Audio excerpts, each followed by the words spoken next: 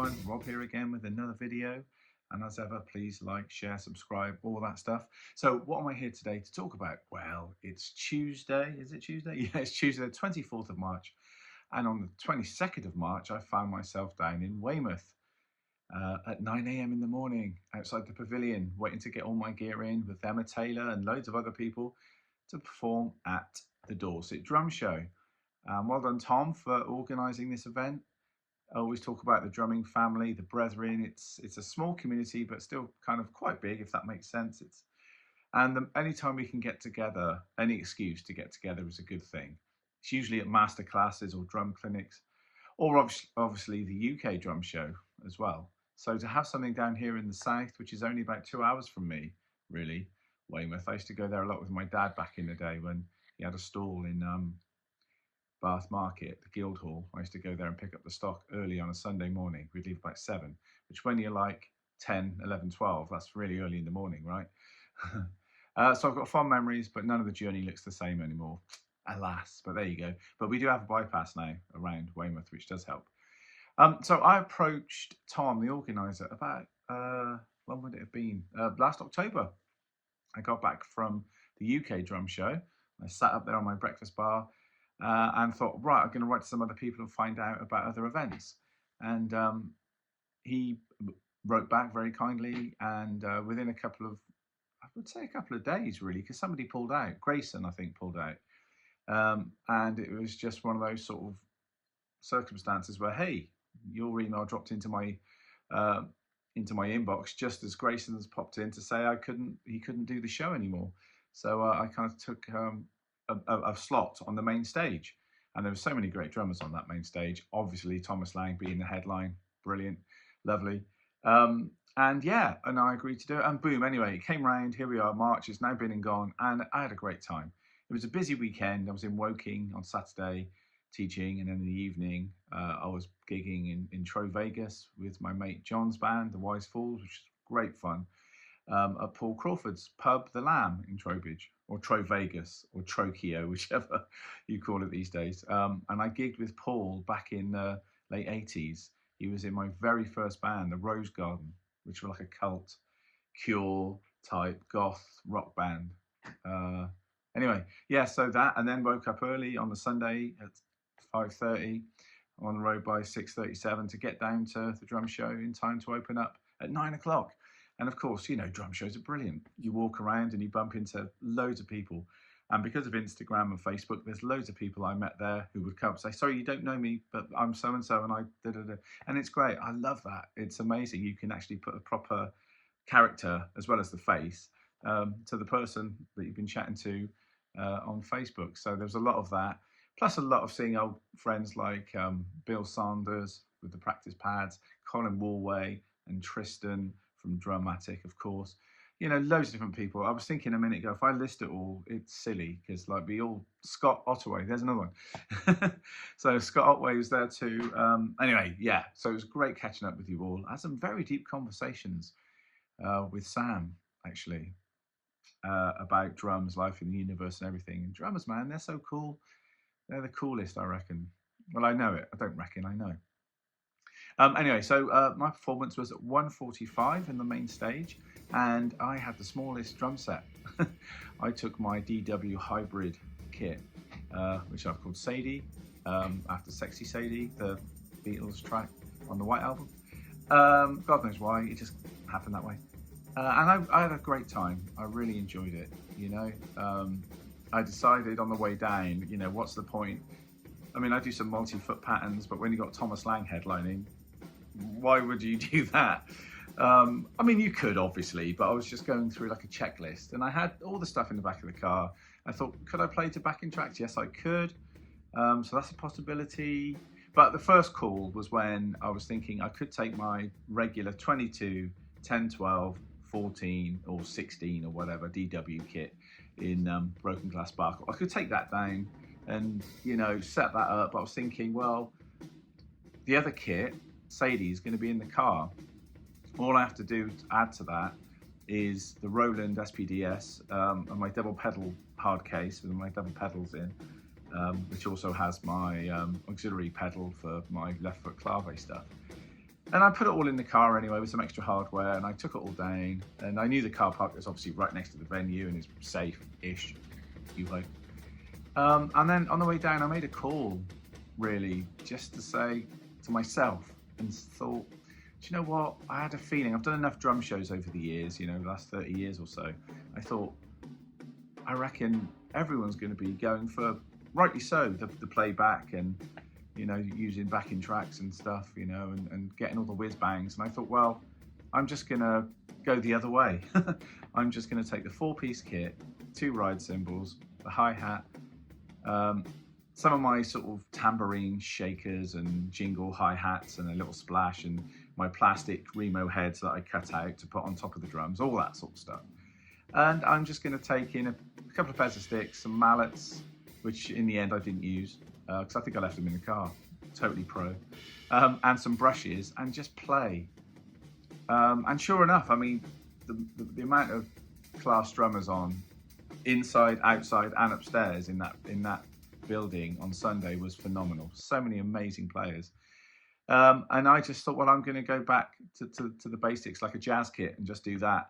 And I had a lot of comments about having a baby drum set, or where's the rest of it, or when you finish paying it, do you get the rest of it, and all the comments. It's fine because there's these monster kits and then this little jazzy thing, but that's cool. It's all part of the fun, isn't it? So yeah, I just had that kit, went up there and just had some fun. And as I say, I left my mallets in the car. I looked down at and thought, right, okay. So I started with my hands, which I usually do after the mallets if I'm going to do it that way around. Anyway, and people asked if I had a fixed plan. Not particularly.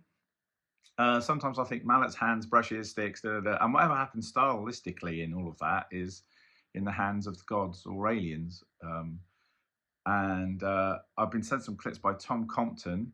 We're part of a drumming group up in the West Country that I've been invited. I've only recently joined, where drummers just hang out. It's either at Tristan's shop, Drumatic, or Octopus Studios, I believe it's called. And I'm really looking forward to going down and hanging out and just being with other brothers to talk about drums, and sisters to talk about drums and what have you, And he took some videos of the performance, and I've posted one already on Instagram about 10 minutes ago, and I'll post a few more. And it's weird, you forget what you play when you're in the zone and doing stuff. I forgot the tambourine thing, and I forgot there was something else I was watching I forgot I did.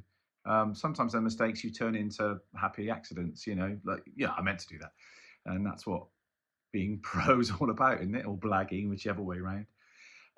But I really enjoyed it, and I'm finding more and more that I do like playing to my backings. Anyone who's seen me with Steve White of late knows that I've got my backing stuff that I do, and some of it is from the reels, the electronic music. So I love electronic music, dance music. All goes back to Kraftwerk and Gary Newman, and then Prince as well. I just love it, and I love ambient vibe music, which sometimes can be just a load of random noises that most people ask me to turn off, but I absolutely love it. I find complete solace and relaxation in that sort of stuff. And really, in another life, I'm a mad professor keyboard player with Moogs or Moogs everywhere and loads of synths. I mean, that really should have been my world, but God knows how I ended up playing drum. Oh, Dad, that's right. And Gary Newman, a few different things, some of the reasons. But yeah, and like anything, you formulate ideas and you let them come out in real time. When I'm playing with my backings, obviously I've got like a set list in my head of what I want to play, the licks I want to play, where I'm going to go to next. And there's a lot of whiz bangs that I can't do if I haven't got my double pedals, and certain routines I would get into if I was playing to backings. But that's fine. You can't do everything within a 45-minute time slot. And I think of late, the sort of drumming I prefer, that's why Mark Giuliano really appeals to me, because he goes out with a 4-piece kit. I never thought of that. He goes out with a 4-piece kit. He sometimes sits and plays piano as well on his performances. I can't do that. I can only play about 4 chords, and then it gets really boring. I can mess about with synths though, that'd be fun. And he's got loads of percussion stuff, and he's got other bits of kit, like a bass and snare over there. So when he does his performance clinics, well, it's like a performance really. He gets into all that. So I know it's nothing new before everyone starts writing. I've really just thought that actually. But I've always loved that approach. I think that's why I love his drumming so much. That's why he appealed to me way back in the day when I first saw him with Abishai Cohen, way back when no one knew who he was. I was watching him thinking, how do you do that? What's going on in here? And he's one of the drummers that started me on this more explorative journey, which also I could say, you know, Max Roach has done that too, Jack DeJohnette, so many drummers. Again, I could be here listing drummers for, you know, at least 15, 20 minutes doing that. But I find that sometimes it's just nice. And also it's an alternative to what everyone else was hearing. So, you know, some people I was talking to afterwards said, oh yeah, but if you do your backends, you can do that thing you do and the crossover thing to the cymbal, and then you get into that sort of more.